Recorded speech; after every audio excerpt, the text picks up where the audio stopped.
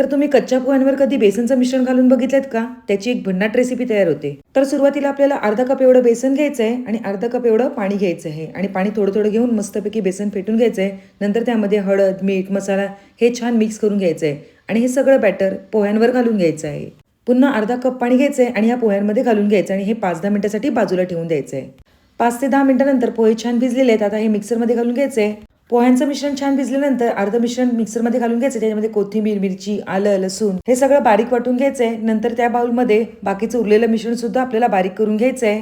त्यानंतर एक मोठा बटाटा कापून घ्यायचा आहे आणि तो सुद्धा मिक्सरमधून बारीक करून घ्यायचा. आता हे मिश्रण सगळं मिक्स करून घ्यायचंय. त्यामध्ये मीठ, एक बारीक चिरलेला कांदा, जिरं, चिली फ्लेक्स हे सगळं घालून पुन्हा मिश्रण छान असं मिक्स करून घ्यायचंय.